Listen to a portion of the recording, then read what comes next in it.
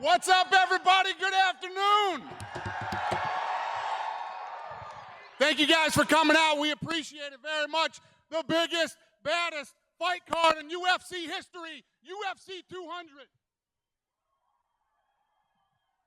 Who has the first question?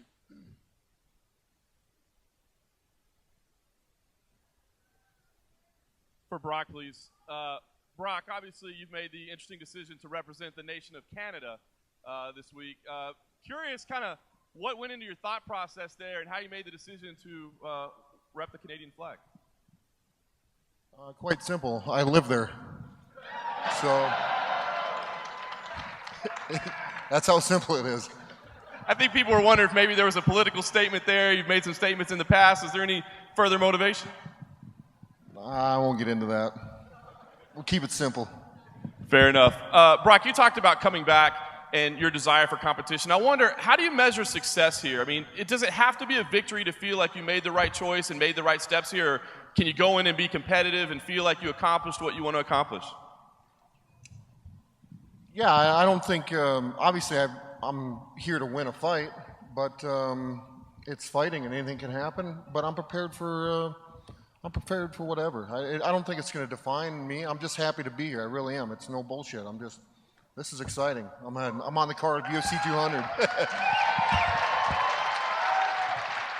And just lastly for you, Brock, if I could, it's been clear that this is a one-off, but I do wonder, is there any part of you inside that thinks if I go in and I'm successful and I'm right back to where I was when I was champion, that maybe this could launch a little bit of a continued career? This may be a teaser. I don't know. We'll see what happens. I have no idea. I never say never, We'll see. Thanks, Brock. And then just quickly, if I could, I wanted to ask Frankie Edgar and Jose Aldo both, please. This is a championship fight, but of course the interim title's on the line. I wonder, and we'll start with Frankie, when you feel like a decision should have to be made regarding Conor McGregor and the 145-pound title. A lot of people seem to think that he's not coming back to the division. The UFC thus far has allowed him to hang on to the belt. When do you think something has to be done? Is it after UFC 200? Is it after UFC 202? When does this decision need to be made? We'll start with Frankie. I mean, obviously, the decision's not up to me, and I imagine after 202 they're going to have to decide. If he doesn't come back down then the title becomes vacant.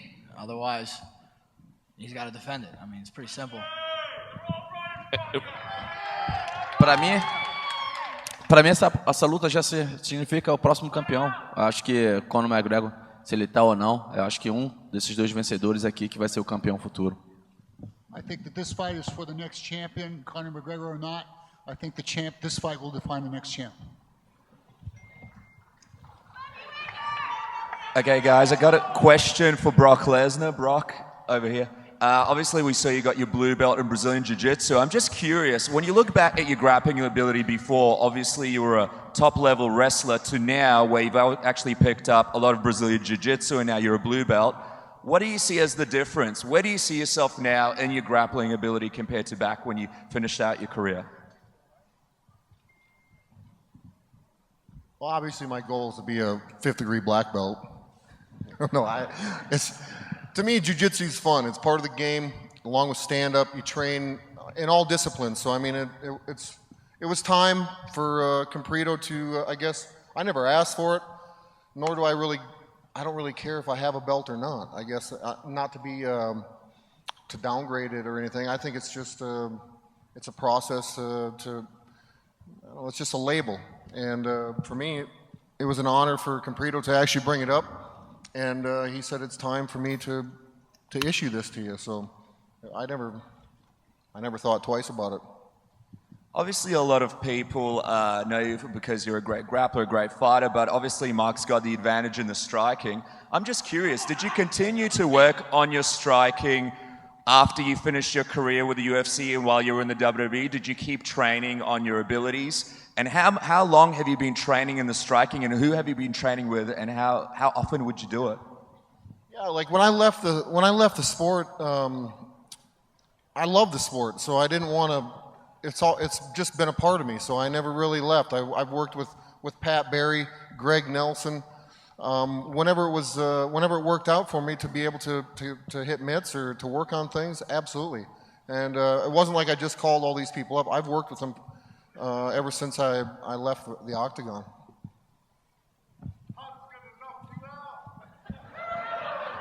For Daniel and Jon, appreciate it. Can you give me two qualities in each other that you guys appreciate in your opponents? Maybe start with Jon.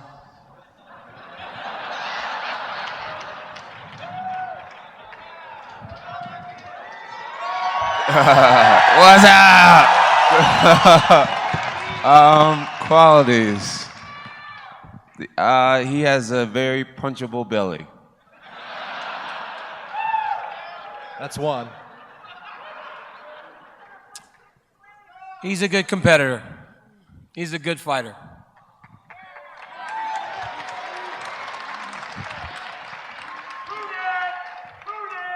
And Mark, for you, just a few thoughts on facing Brock in this thing.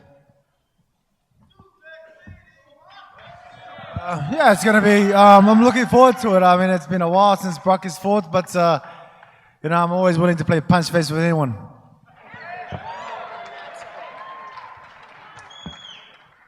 Jon, this is for you. You've said that this fight with Daniel, if he loses, he pretty much fades out of the picture. If you lose this fight, where does that put you? Well, I really don't envision losing this fight, but I'm also aware that this fight isn't a make or break my career type situation. You know, I'm 28 years old. I have just under maybe 10 years left to fighting in me.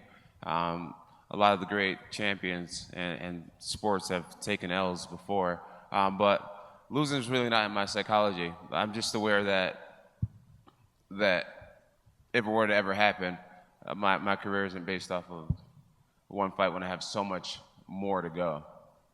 Where in his situation at his age, and the fact that he lost to me once already, that, you know, another loss by me it would really do some devastation to his legacy.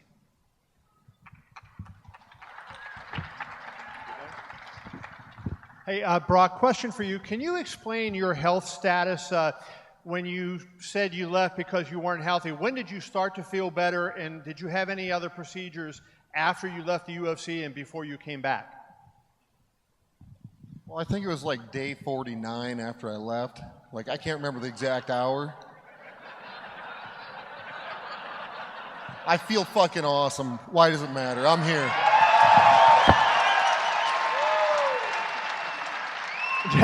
Did it affect you at all in your wrestling career? Did you have any issues when you were wrestling before this?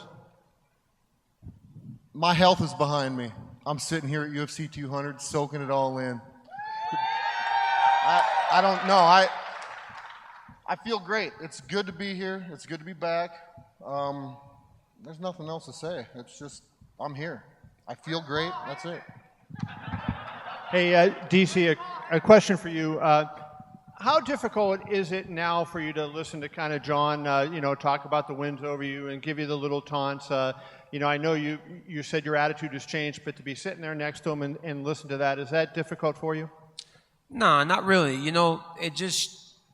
This is a game, like to him it's a game. This is no game to me. I'm not here to talk and gibber and jabber and argue like we've been doing before. I'm here to kick his ass on Saturday. So I'd rather show him than tell him again. I'm done. I'm done with all the talking and gibber and jabbering. I'm ready to fight. I can show him the things that we've done in the training better than I can actually say it to you guys out here.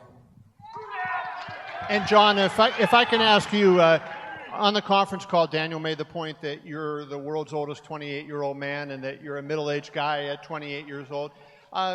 Can you respond to that? And do you feel like you're toward the end of your career, or do you feel you're still ascending? Well, yeah, DC said that because I used to be such a party animal that I burned my candle out on both ends, and I'm 28, but really I'm 40 or whatever. I think misery loves company. I think it's apparent right now. If you look at me and you look at him, you can tell he's having a heart weight cut. Look at his face. He's all drawn out looking. He just got over a knee injury. I feel fine. I'm not even sure if his knee's 100%. I doubt it. I'll test that on Saturday. But Yeah, I mean, I feel great. I mean, how can you convince someone that getting sober and living more healthy will make you older? I beat him in the prime of my partying. So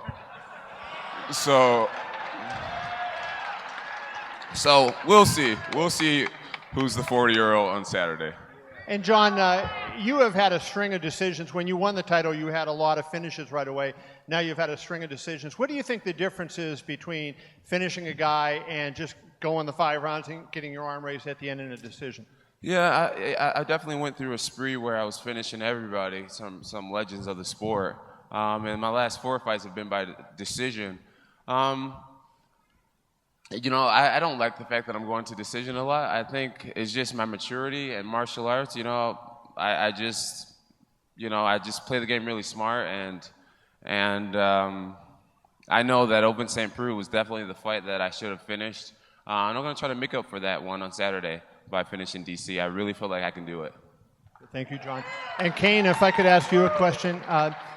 Cain, you're similar, I guess, to Brock in a way in that your health has cost you, the ability to hold the championship and cost you whatever. Where do you stand now, and do you feel like your body can hold up to not only the fights that you have, but how you push yourself in training and put yourself through so much in training? Can your body stand up to that much longer? So, as far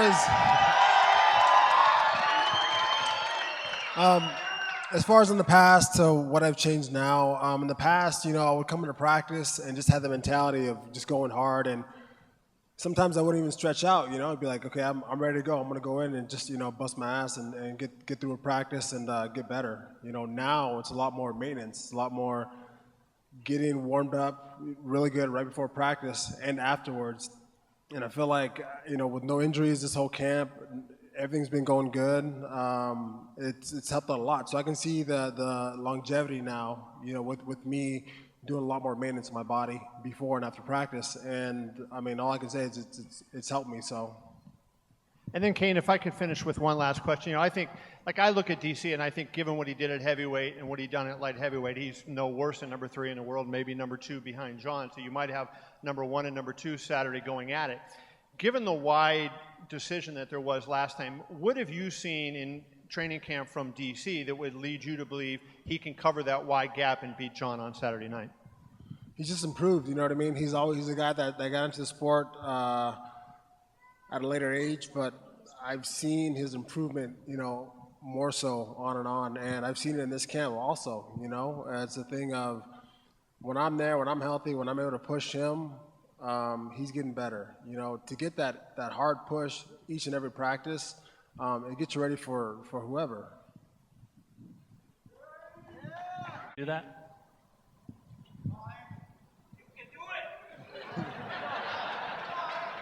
I guess that's not a question for me. That's a question for Vince McMahon, right? So I don't know. We'll get through Saturday and see what happens. I have no idea. Do you plan to do that with a victory? Ask. After Saturday, I think I'm booked for August, so I don't know. We'll get through Saturday. We'll see what happens. I don't know. Great. Miesha, for you,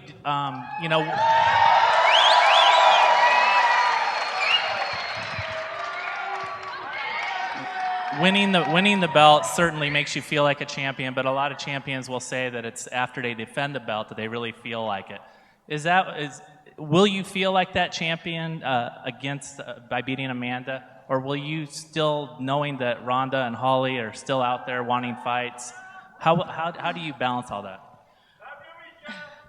Truly, I want to beat all the best in the world, but Amanda's the first step in sealing that legacy. So right now my focus is on Saturday, on beating Amanda. I think that's going to solidify my spot as the champion, and then we'll go from there. What do you like about the matchup against Amanda? I just think I have more tenacity. I have more heart, more determination to be here and to stay here, than she does. She has a tendency to break in fights, and I have a tendency to break people in fights. So I think it's a good matchup. Amanda, did you feel like you did enough in the last fight to deserve the title, and what do you plan to do to beat Miesha in this one? Yeah, I think 3 in a row, and I did my work, I win the fight, and I deserve the title shot. And Saturday night, you guys are gonna see a new champion. You obviously follow the division as closely as anyone. Is Miesha the best fighter in the division by your definition? Yeah, I'm gonna fight the champion. Miesha is the best in the line right now, and I'm gonna beat her. Great, thank you guys. This is for Jon and Brock. Both of you fought at UFC 100. I was wondering if there was a story or a memory from that night that each of you had, and as you see the growth of the sport, that was a big night, but this is even bigger. Your thoughts on how much the sport's grown to get to UFC 200? I remember UFC 100. I fought Jake O'Brien, and I remember being so nervous because I felt like I had a new expectation, where before I was so new, I had no expectations. And then I had beat Stephan Bonner, and everyone was like, let's see if this kid can do that again. So I just remember feeling really nervous going into that fight, really trying to outperform myself. And I also had a chip on my shoulder because Jake O'Brien got to wrestle for Purdue. He went Division I, and I didn't go Division I. I always wanted to. That was my first challenge when it came to a wrestler, being able to out-wrestle a wrestler who did so much more than me during their collegiate career. And sure enough, I stopped all of Jake O'Brien's takedowns and ended up submitting him in a front headlock position. So I was just really proud of that, and I just remember the magnitude of the card, and now to be here headlining 200 is just such a great honor, and I'm going to do my best with this opportunity.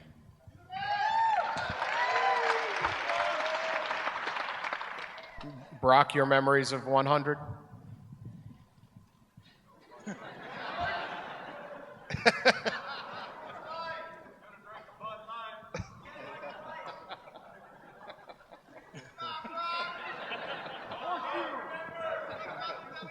I got lots of memories, but I guess the one that sticks out the most is solidifying my heavyweight championship, avenging the loss against Frank Mir, being very excited to get my hand raised at the end, and saying some things that are very memorable.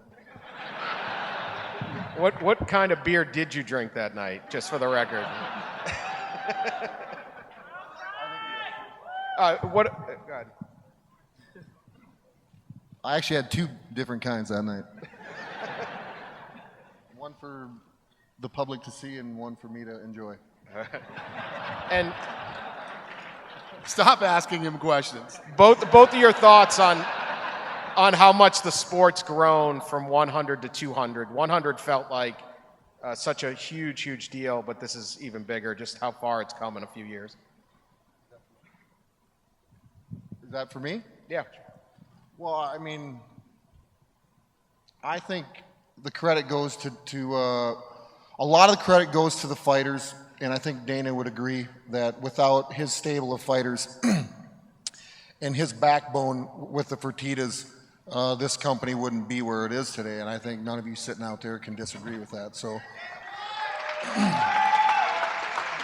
without the fighters, the UFC would be nothing, and without a promoter like Dana, I mean, it's came a long ways. Obviously, I mean, just look where we're at. We're getting covered by ESPN. We're all over the world now. So I mean, it's pretty plain and simple. I think everybody's done a good job. For Miesha and Amanda, both of you, did you watch UFC 100? And at the time, it would be almost impossible to envision that you'd be here fighting on 200. What are your thoughts on if you watched and just being here? Yeah, of course I watched UFC 100. It was a great night of fights, and I just remember thinking then that my dream was to get there one day.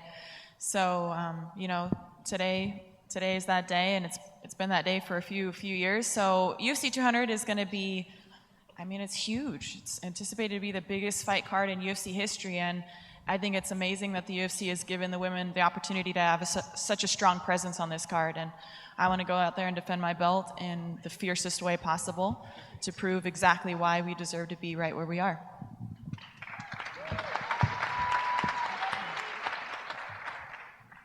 Question for Gary, if I could ask in Spanish, please.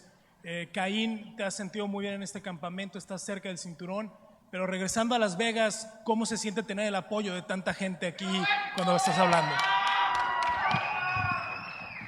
Pues no, todo el tiempo. Cain, what did he ask? You can do the translation on this After the injuries and being recovered, how does it feel to come back and have so many support of so many Latin fans in the US? Thank you. Pues todo el tiempo orgulloso, sí, que pues a tener mucha gente detrás de mí. Yo nomás, pues igual, quiero pelear y ganar para la gente, hacer un buen ejemplo todo el tiempo. Y pues feliz para regresar otra vez, a pelear en este gran cartelera que es UFC 200. Y pues ese que contra Travis Browne es un peleador pues muy peligroso, se mueve bien, pero estoy listo para ganar esta pelea para todos.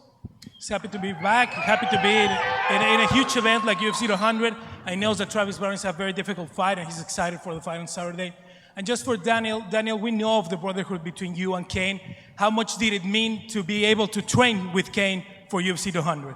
I have to have him. You know, anytime. I've had a lot of success in this sport, and you know, obviously Cain's injuries have been well documented, and I've had success still. But when you're fighting someone like Jones, you've got to have your best training partner. You've got to be pushed day to day. You have to be working at a level that you haven't really worked at before. So having Cain there, where there are very few days where I actually get to win, you know, and it helps me deal with adversity. It helps me raise my level of intensity. It just does everything. It actually means the world to me to have him in preparation for this fight.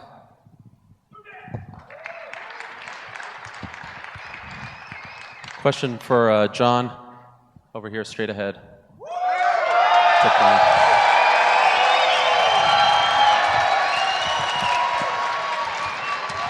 Give it up for Hawani, ladies and gentlemen.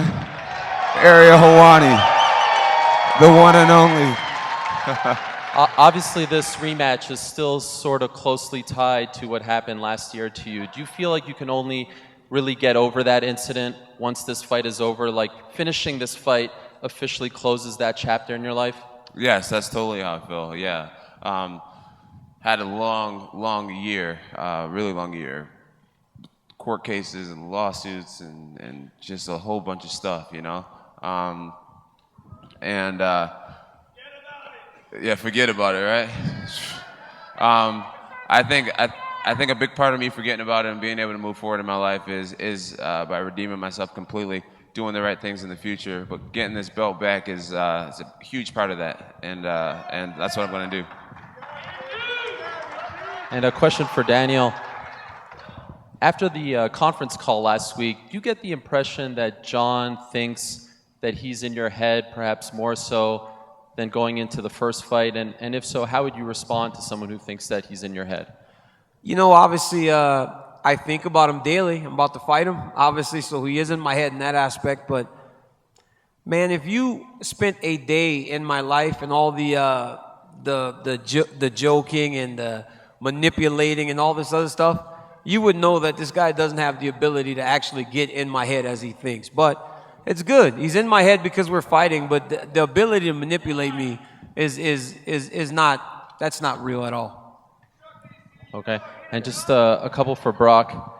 Good to see you again, Brock. Right over here.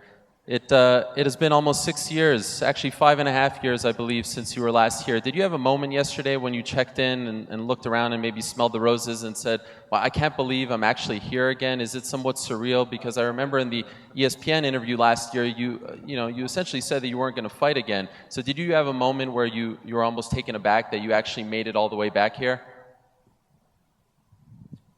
Yeah, actually, when I flew in, I've been taking it all in, you know, because in years past, you kind of just, I took it for granted. Not only take it for granted, but I wasn't mentally in the right place.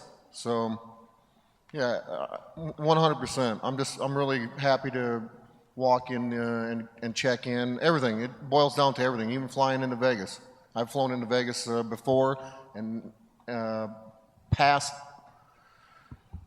When I retired, and just had that same feeling of, this city's been great to me, and so yeah, 100%. And then two last quick ones. Eddie Alvarez said recently that he sparred 150 rounds for his title fight tomorrow. this all came together rather quickly for you. How many rounds did you spar for this fight?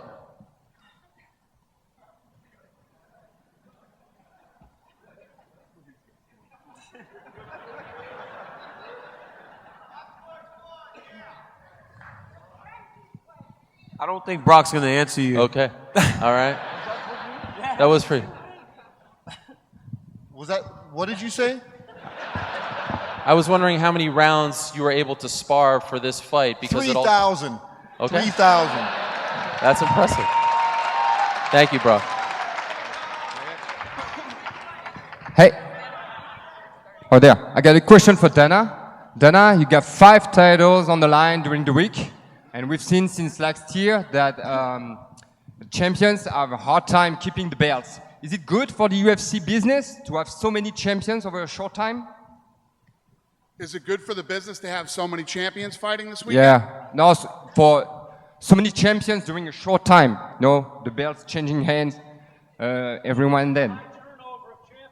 Oh, well, you know, that you can't control that. That is what it is. Obviously, when you have somebody who's very dominant and holds a title for a long time, you know, they become, you know, it's a must-see when they defend the belt. But it's one of those things you can't control. It is what it is. But I think no matter how many times the titles have changed hands, you know, this is obviously a big event and a lot of big events this weekend, and people are excited. I mean, the Joanna Jędrzejczyk and Claudia Gadelha fight's going to be ridiculous. And obviously all the other fights that we have this weekend. So it's all good. Okay, very good. And I got a question for Miesha. Miesha, now that you're champion, do you prepare fights differently? Do you have more pressure? The only thing that I could say that I did differently to prepare for this fight is working with a new sports doctor that really got all my nutrition and everything on point, and working with a hypnotherapist. So my sports doctor is Dr. Jonathan Edwards. My hypnotherapist was a mental coach, Mark Savard. And that's really the only thing I did different. I feel like physically we all prepare really, really hard, but you know, what are we doing mentally? Everyone says that the fight is 90% mental, 10% physical. So, you know, I just wanted to strengthen a strength of mine, and that's really the only thing that I could say that I did differently. Otherwise, the training was just as good as it always is. Okay, thanks. Last question for Travis. Travis, do you feel with the win against Velasquez, you're in top spot to challenge for the belt?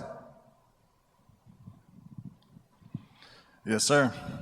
He's, you know, I've said that this is my championship fight. You know, I feel like he's the toughest matchup for me in the division. So, yes, I believe I get a shot after this fight. Okay, thanks. We'll take one more question. First for Amanda. Miesha's been saying a lot in the lead up to this fight that you mentally break and all that. What would your response to that be? I think it's not true. I think, let me see. Alex David, can you help me? I don't understand the question. Can you help me, please? Go ahead. Yeah. Can you do it again?